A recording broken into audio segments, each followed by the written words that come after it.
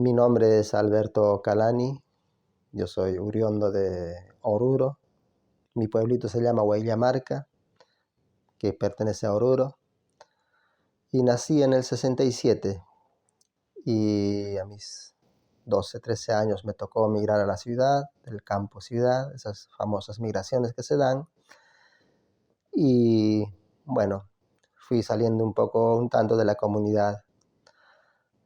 Y eso y se siguió dando, digamos, la misma dinámica migratoria. Luego nos mudamos para Cochabamba y, bueno, desarrollamos distintas actividades en Cochabamba y nos fuimos viendo un poco más para adentro, más para la cuestión, para la zona del Chapare, que es Carrasco, y establecimos definitivamente allá por un periodo bastante largo. Ahí Entonces ahí quedamos mis hermanos, trajimos a mi madre, todos aymaras hablantes. Y bueno, Cochabamba ya nos había no ocasionado, sino habíamos visto la diferencia lingüística, ¿no? Porque en Cochabamba se habla quechua. Y en Chapare, sobre todo en todo el área rural, se hablaba mucho quechua. Entonces como que fuimos también aprendiendo algo de quechua. Yo hablo, no mucho, pero entiendo perfectamente el quechua, lo que no puedo es por ahí hablar así de muy corrido, pero sí en el núcleo familiar éramos muchos migrantes orureños de La Paz, en Chapare, estoy hablando en la década del 80, que se producían esas migraciones masivas, producto de los cierres de las minas que se daban allá en Bolivia. Y estábamos en pleno proceso de la dictadura militar, 80. Entonces había muchas comunidades de La Paz que eran aymaras, entonces fuimos de algún modo eh, familiarizándonos, ¿no? Tejiendo ese vínculo idiomático con esas nuevas familias que nos íbamos conociendo. Bueno, eso también nos permitió mantener, digamos, vigente la lengua, y mis hermanos más chiquitos más bien fueron olvidando un tanto y asimilaron el quechua. Mis dos hermanas menores, por ejemplo, hablan perfectamente el quechua. Es más, cuando vuelven a Oruro, hablan en quechua. Y cuando viajan hacia mi pueblo, están hablando los hijos en quechua y dicen, ¿de dónde habrán venido esa gente?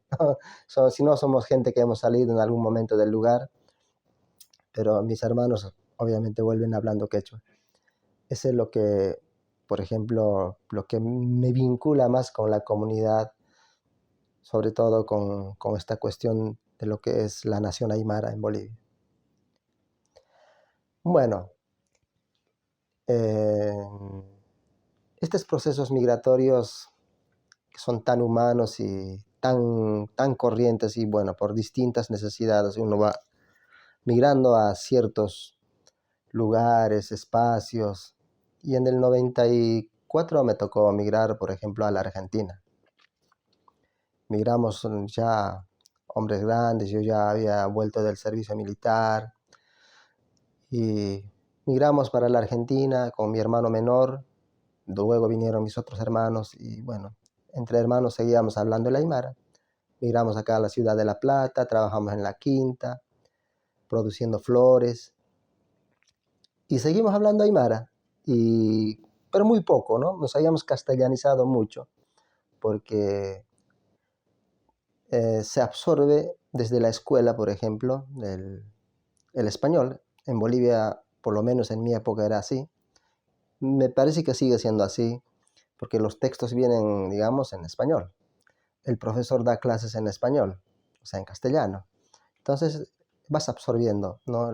Esa cuestión idiomática y lo que estás siempre, por lo menos me pasaba a mí, es intentar perfeccionar el castellano de algún modo, hablar un poco mucho mejor de lo que hablabas antes, ¿no? Y bueno, eso nos ha empujado también de algún modo a olvidarme en cierto aspecto, porque quise hablar una vez, hace un par de años nomás, un aymara corrido, como lo hacía cuando era niño, y resulta que sentir muchas lagunas a la hora de hablar.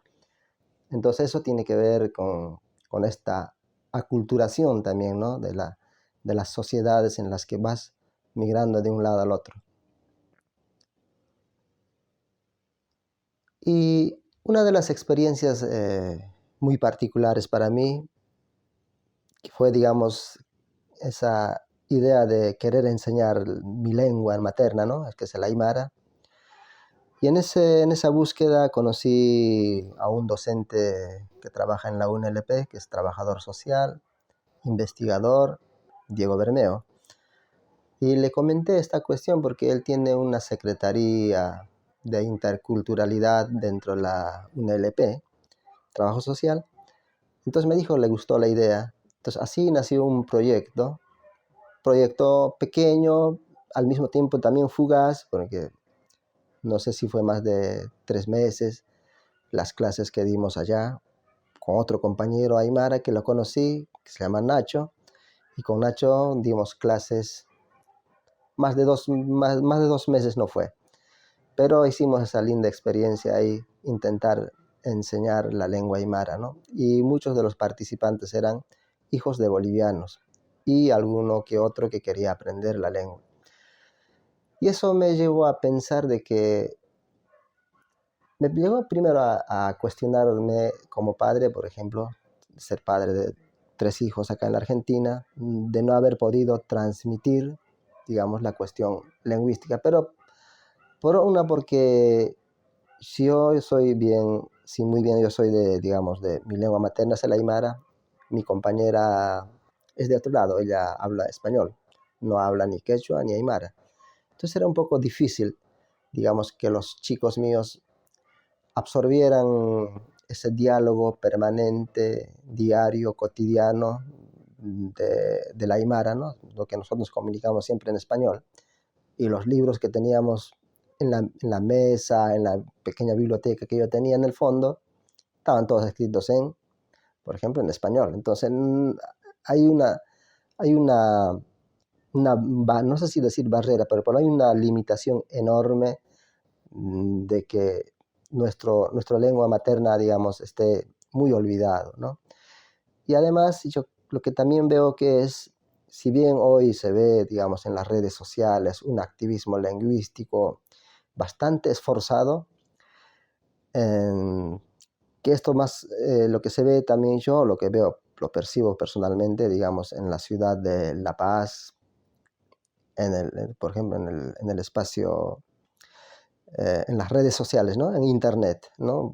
Hay muchos grupos en Aymara dando, pues este es un desafío a no, digamos, desaparecer de lleno como aymaras, ¿no? Más bien está en esa permanente búsqueda de qué manera, digamos, el aymara debe modernizarse para que el aymara, digamos, sea utilizado en los tiempos actuales, ¿no? En los momentos actuales, ¿no? En el desarrollo vertiginoso de una sociedad que se va permanentemente desarrollando, tecnificando, y, y la aymara, si quiere estar vigente, tiene que estar a esa altura, a ese nivel. Pero me alegro mucho, sé que muchos hijos de aymaras del altiplano que han migrado a las ciudades, que hayan pasado por las universidades y hayan, digamos, tomado nota, ¿no? de esa necesidad urgente, y la universidad ha formado lingüistas, y los lingüistas preocupados también por esta tarea, por esta, digamos, no, digamos, de estar tan vinculado el aymara, la lengua, solamente a la ruralidad, buscan de algún modo vincular con la ciudad, porque por ejemplo en La Paz, el Alto sobre todo, es una ciudad aymara, a las que llamamos nosotros la capital aymara, es netamente hablante.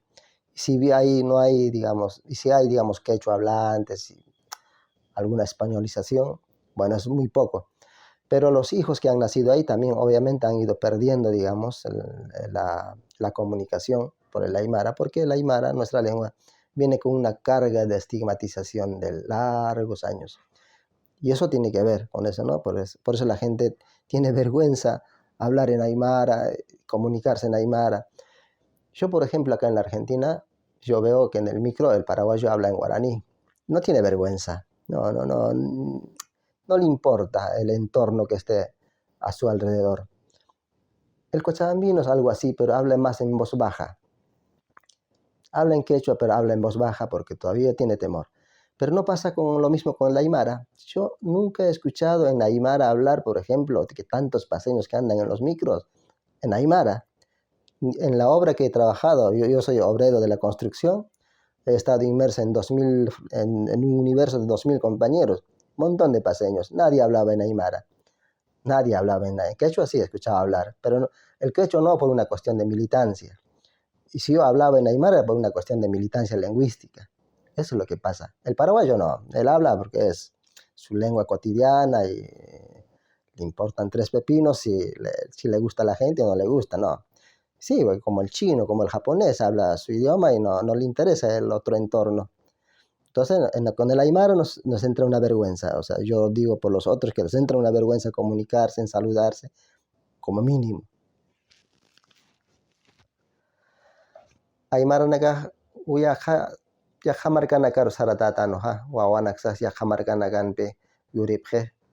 Pero wawanak sarusa na hiwasanagaja aymar yatichan shawa. Naya haneu yatichan atjate porque warmijaja haneu aymar parliti. Zapaquiu haneu aymarat paltasta. Canción anax wali haylinaxa aymarat asiritua. Pero hichuruja nayaja sirihtua importanteu aymar wawanaxar yatichansaja. Aymara haneu chaqaynpajiti. Yaqa q'aranakaja hiwasanakaroja hisk'achap histoja wata p'enqasepjeja qenaka aymarat parlaña. Wawanaksaj p'enqasepjeja haneu p'enqasñati. Haneu p'enqasñati hiwasaj aymar markasqestanoja. Aymar markachiristanwa. Aymara hiwasañani hiwasanakaj. Más bien aymar markasja hach'aru apancha. Wali hilayancha aymar markasaj.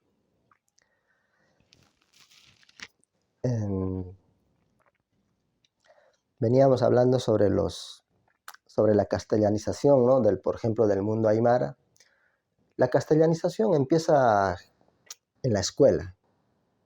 Yo me acuerdo cuando fui el primer día a la escuela, éramos la comunidad aymara de mi zona, y el profesor era, digamos, no un español, sino un muchacho urbano cuya manera de comunicación y la lengua de comunicación era el español. El primer día de clase yo me acuerdo perfectamente cuando el profesor entró al aula y dijo: arriba chicos, párense cuando yo entre. Y todos estuvimos sentados. Nadie se paraba porque nadie le entendía. Y agarró una varilla y nos dio en la espalda. Dijo: cuando yo les diga párense, se tienen que poner de pie. Y nos paramos, todos los chicos medio llorosos y con miedo, asustados. Bueno, y le conté eso a mi padre, que yo recuerdo muy bien. Por eso me decía: tienes que aprender castellano. Tienes que aprender castellano sí o sí, porque en este mundo se habla castellano, porque los blancos hablan castellano, en la ciudad hablan castellano. Si no hablas castellano vas a ser como un mudo. Tienes que aprender a leer porque la lectura, la escritura es un ojo, porque si no sabes leer y escribir, vas a ser como un ciego. Ese era, digamos, el mensaje. Entonces estábamos obligados sistemáticamente a, digamos, dejar de lado nuestra lengua materna, que es el aymara. Y esa experiencia, digamos, se repetía todos los días y todos los años, ¿no? Porque nos alfabetizamos así de manera obligatoria. En un país donde hablamos aymara, nos obligaban a alfabetizarnos en español. Porque para ellos, según, digamos, la clase dominante de aquel entonces, era ciudadanizarnos con el español.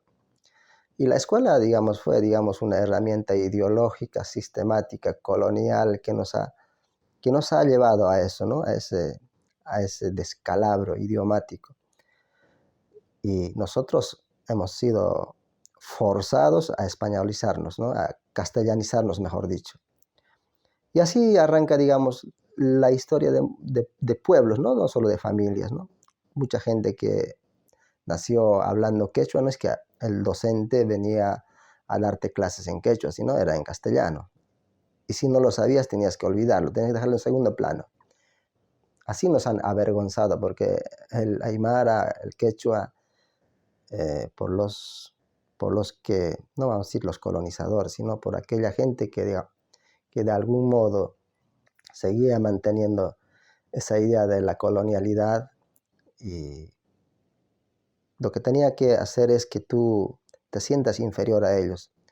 Además, la cuestión idiomática te empujaba, digamos, a, a que tú eras inferior a los que hablaban castellano. Entonces, así fuimos perdiendo muchas generaciones. Por suerte, hoy veo yo un activismo, por ejemplo, en las redes sociales, ¿no? De gente profesional. O sea, hay maras que son abogados, hay maras que son ingenieros, hay maras que son científicos y que reivindican esta cuestión idiomática, esta cuestión que estoy hablando yo de la lengua aymara. Y eso es importante para mí. Es importante en el hecho de que nosotros sigamos siendo vigentes. No sé si tenemos, digamos, otras formas, digamos, de comunicar, digamos, otros pensamientos. Dice que la lengua es vehículo también filosófico, político, económico.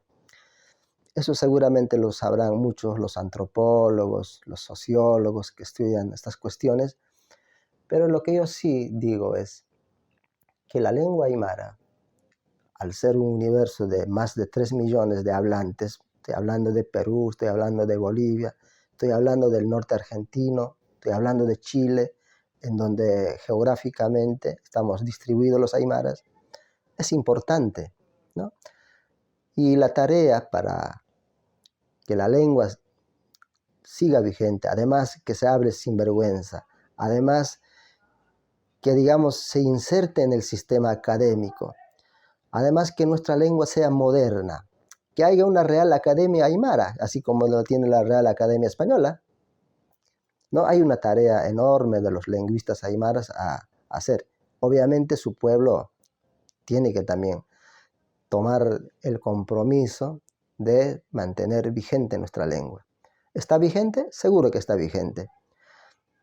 ¿Hacen falta políticas de Estado? Seguramente hacen falta muchas políticas de Estado, pero va a depender mucho de los aymaras. Yo recuerdo haber leído algo sobre los vascos, el esfuerzo que han hecho ellos para mantener su lengua y además de identificarse como una nación vasca. Es una tarea enorme y es una tarea de los vascos. Y la tarea de los aymaras es una tarea de los aymaras. Más allá del político que venga y el Estado que tengamos, no va a funcionar si nosotros no ponemos en cuestión, ¿no? Esto de hacer un esfuerzo colectivo de los aymaras para que nuestra lengua no solo esté vigente, sino que también sea moderna. Tenemos que buscar las formas, por ejemplo, los lingüistas, de nombrar objetos nuevos, descubrimientos nuevos en aymara. Hoy, por ejemplo, antes, por ejemplo, no sé, no había una cámara fotográfica, ¿no? Hoy en aymara puedes encontrar jamucaña. Por ejemplo, antes no se podía nombrar hace 20, 30 años el nombre de la computadora.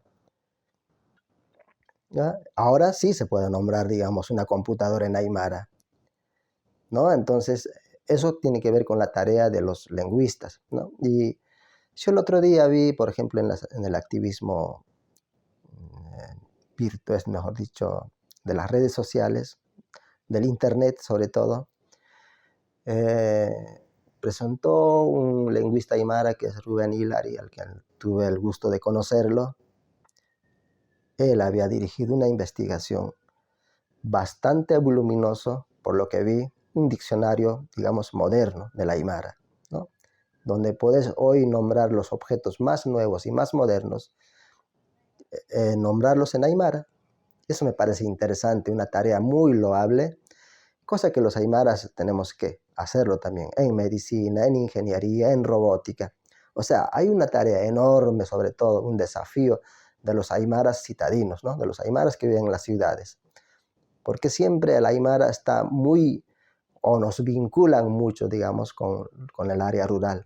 Eso es muy cierto, que en el área rural eh, se habla mucho el aymara, es una lengua cotidiana, ¿no?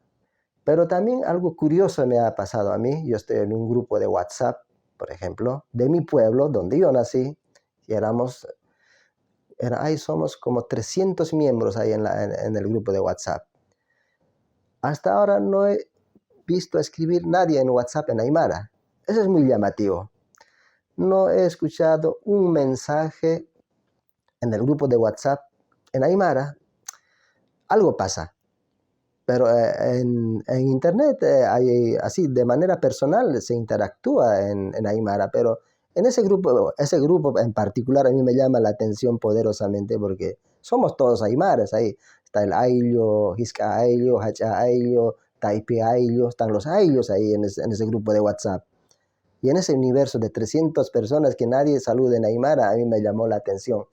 Por eso a veces hay ciertos estudios estadísticos que muestran datos, ¿no? Y yo la verdad no sé hasta dónde los datos son confiables también. No, a esta altura de mi existencia empiezo a desconfiar de todo.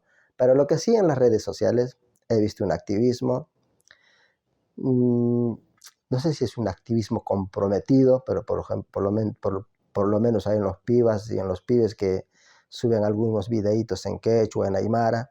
Pero yo puntualmente me refiero a la aymara. Si es porque, digamos, quiere mantener vigente la lengua aymara, ¿no? O es porque, digamos, quiere conseguir un montón de likes y de algún modo, de ese modo monetizar, ¿no? Por sus videos en TikTok, toda esa cuestión. Pero lo cierto es que hay un activismo. Pero no, lo que no sé si ese activismo es comprometido realmente, ¿no?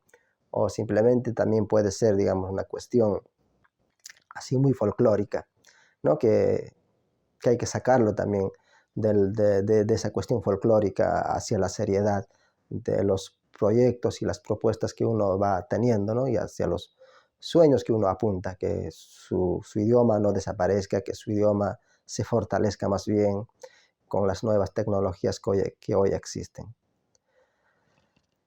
Eh, yo, con el tema de la educación intercultural, por lo menos acá en la Argentina, yo creo que no se lleva a la práctica, ¿no? Hace poco he leído que en el sur de Argentina, no recuerdo puntualmente en qué provincia, que hay una universidad que se le ha declarado universidad multicultural o pluricultural, algo así. Intercultural creo que es. Bueno, hay conceptos raros, ¿no? Multicultural, pluricultural, intercultural, bueno, son parecidos, pero seguramente debe haber alguna diferencia entre ellas. Pero eso sí, he leído algo de eso, que es bueno, que es interesante, por lo menos a partir de ahí, pero lo intercultural tendría que empezar en la educación desde muy abajo. Por ejemplo, como a mí me han obligado a aprender el español, también tendría que ser, no sé si una obligación, por lo menos como una opción, pero que las herramientas disponibles como el docente, el material pedagógico, esté disponible, ¿no? Si no, es una ley, digamos, en un papel plasmado y no tiene otra cosa. ¿Por qué digo esto? Porque debemos pensar en la Argentina, que por ejemplo, que yo tenga idea de que las declaraciones, o sea, los primeros documentos labrados apuntando hacia la independencia, han sido escritos en quechua, en aymara y en castellano, ¿no? El acta, por ejemplo, se había imprimido, no sé si más de 300 eh, páginas, hojas, algo así, en su momento, ¿no? Y es muy raro que, digamos, en la actualidad tengamos esa precariedad, ¿no?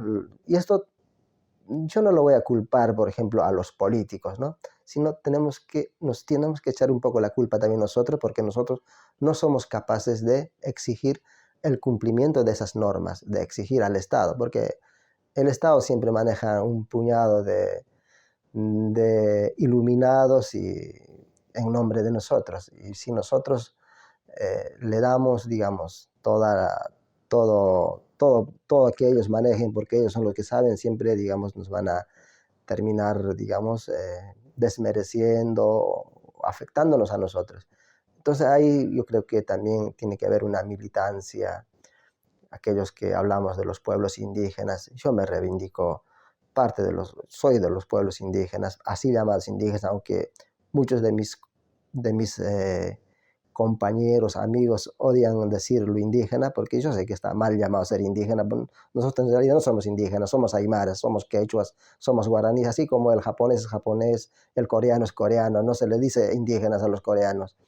Bueno, pero también está de moda esa corriente, ¿no? También por medio está la idea de cómo podemos juntarnos en un solo proyecto, ¿no? Esta cuestión de indígena, ¿no? Juntarnos a los mapuches, los quechua, los aymara, los guaraní, no sé, hay tantos pueblos, no sé si dispersos, pero habitando en sus territorios y para, digamos, poder reconfigurar una política educativa, lingüística, cultural, ¿no? Entonces, por ahí en ese sentido sirve.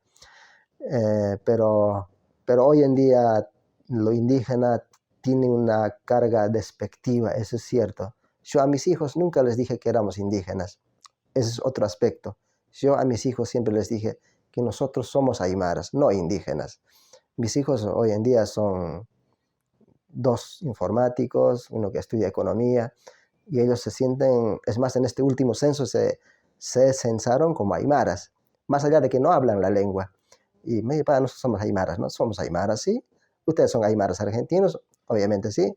Yo soy aymara boliviano, sí. Algún día tendremos un estado aymara. Bueno, ese es un sueño. Algún día tendremos un estado aymara.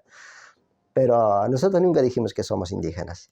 Eso sí, yo a mis hijos, porque mis hijos yo me di cuenta que era, digamos, una idea muy peyorativa de ser indígena. Y no, yo dije, no, ustedes van a ser profesionales, van a estar donde ustedes apunten a estar y van a ser aymaras. Y ellos han asumido así, hoy se asumen como aymaras.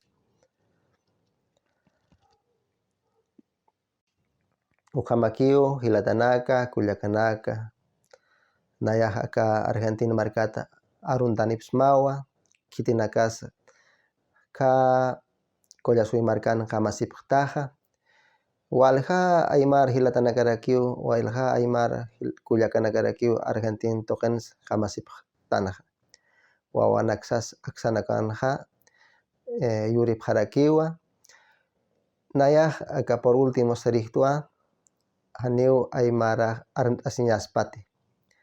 Aymarat televisionans parlt asiñasp, Aymarat radionacans parlt asiñasp. Aymar revistas arma asiñaspaja, hiwasanaka. Aymara asiastanja, hiwasanaka haniu, pisihitante, waljatan hiwasanaka. Aymaranaka ingeniero objewa, Aymaranaka médico objewa, científico objewa, Aymaranaka maestro nakapgeo, abogado nakapgeo, aymara nakaroji wasaroj sapgestoja, campesino pjause, aymara campesino kerek utaskarakiwa. Pero aymara naka profesional naka mixto tashkarakeja, walhaskanja, wawanaksas, universidad nakan, wanaka, yatekasiapjeja. Ukat aymara haniu armt asiñaspat, hilatanaka, kuyakanaka. Ujak nayaj aksadoket sapgericto, nayaj pisjatun pisjan maranejtua, 15 wawanetua. Wawanakñaj, aniu aymar arusipjit, pero panakaja, si unayanaka, nanaka, aymaraptua, sapjeja, uka waliskij. Lo que les quise decir es que no hablar aymara no siempre es el hablar aymara, mejor dicho, no siempre es el elemento definitorio de un aymara. O sea, yo puedo hablar inglés, pero no puedo, digamos, reclamarme como inglés por el hecho de hablar el inglés. Muchos de nuestros hijos, que son nuestros hijos de nacidos, o sea, nacidos en un hogar aymara, que hablan hoy perfectamente castellano o inglés, en otros casos. Mis hijos, los dos hablan inglés, por ejemplo, pero ellos nunca van a dejar de reivindicarse como aymaras, Me parece que eso es lo importante, porque lo aymara va más allá de lo lingüístico, que lo lingüístico es muy importante, es, no sé, pero no es la determinante, ¿no? Pero esta cuestión de pertenecer, digamos, a una comunidad humana, eh, digamos, va, o sea, hay un montón de factores que, digamos, determinan a una aymara, ¿no? Por ejemplo, yo conozco, he trabajado con japoneses, por ejemplo, en Colonia Urquiza, una comunidad japonesa. Los hijos nacidos en Argentina se siguen reivindicando como japoneses, más allá de que no hablen japonés. Es más, ellos tienen una escuelita donde enseñan la lengua japonesa, ellos son bilingües en este caso, ¿no? Y yo, por ejemplo, soy trilingüe. Yo, por el hecho de hablar quechua, no me puedo reivindicar como quechua. Me puedo reivindicar como colla, porque el aymara y el quechua habitamos ese territorio del colla suyo. Pero no como quechua, sino como aymara. Siempre me voy a reivindicar. Mis hijos se reivindican como aymaras, porque está más allá, digamos, eso de ser aymara está más allá de la lengua. Eh, por eso es importante. Pero ahora, si aprendemos, si a nuestros hijos enseñamos el aymara, tratamos de transmitir esta cuestión de la oralidad aymara, es también necesario transmitir la escritura, porque la oralidad se complementa pues con la escritura. Eh, Nuestra lengua va a estar vigente, muy vigente, en la medida que hagamos esa transición de la oralidad, de esa mera oralidad, a la escritura, porque tenemos que escribir. Hay un montón de textos. Uno puede googlear por internet y bajarse un texto y empezar a practicar. Es como el inglés, ¿no? Sería muy raro hablar inglés y no saber escribir en el inglés, ¿no? Entonces es importante eso de que nosotros complementemos nuestra, nuestra manera, nuestra particularidad de comunicarnos en el idioma aymara, también comunicarnos en la escritura. Para eso es importante crear también espacios, ¿no? Espacios de programas de televisión, programas de radio, no sé, armar una revista en aymara, ¿no? Y además, no insistir en esto de que los aymaras somos, digamos, carenciados. Carencia hay en todo lado, en todas las sociedades. Que los aymaras, por ejemplo, si un médico aymara es famoso como un chino es famoso en su área que se desarrolla. Entonces los aymaras deberíamos construir, hay aymaras famosos en arte, hay aymaras famosos en arquitectura, hay aymaras intelectuales que son muy conocidos, que escriben ensayos, textos académicos y son muy conocidos y que necesitan ser, digamos, llevados, digamos, a su popularidad. Yo insisto en eso, ¿no? De que hay maras lingüistas, hay maras, no sé, me viene a la cabeza, por ejemplo, lo de Freddy Mamani, por ejemplo, arquitecto muy famoso, muy conocido, que da conferencias en el extranjero.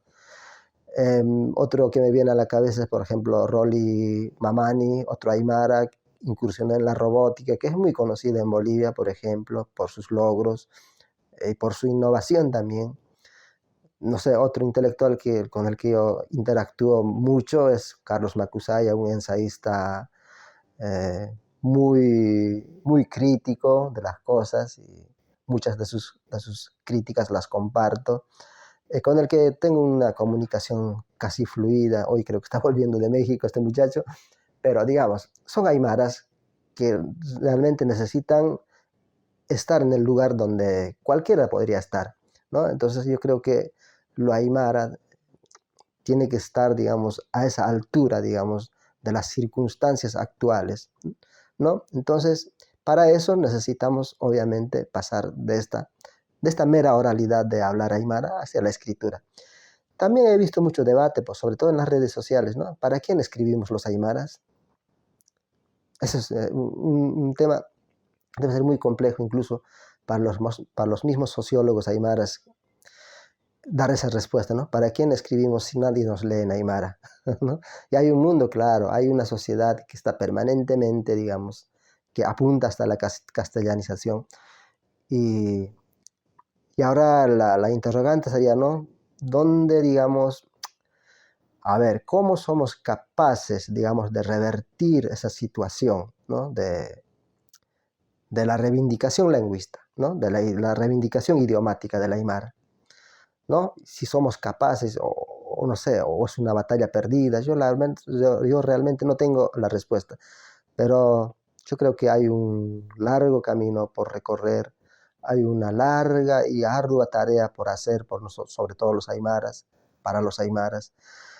Eh, es eso, yo creo, son los nuevos desafíos que hoy tenemos como sociedad.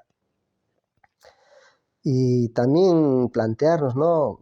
¿Cuánto realmente nos sirve, nos ayuda la idea de la interculturalidad, ¿no? La interculturalidad, si tiene presupuestos, obviamente puede andar. Yo he hablado con un amigo que es investigador, aymara, y le pregunté en su momento cuánto había hecho el Estado plurinacional para revitalizar realmente la lengua aymara o quechua. Me dijo, muy poco y casi nada. Me dije, es un discurso político, nada más. Y yo, la verdad, cuando me dijo eso, porque él trabaja en la UPEA del Alto, y yo, la verdad, me quedé muy triste y dije, qué macana. Y no me quedó otra después que decir, los aymaras, nuestra lengua aymara va, va a estar en el lugar donde merece estar solo por los aymaras, porque después al final y al cabo ni el Estado ni los gobiernos van a hacer mucho por nosotros. Entonces me parece que en ese sentido es una tarea enorme, sobre todo de los aymaras, ¿no? Ahora, sobre todo de los aymaras jóvenes también, que se ve ese activismo, pero tenemos que llevar de ese plano, tenemos que tener esa transición obligatoria de la oralidad a la escritura. Yo creo que esa es una tarea titánica, pero necesaria.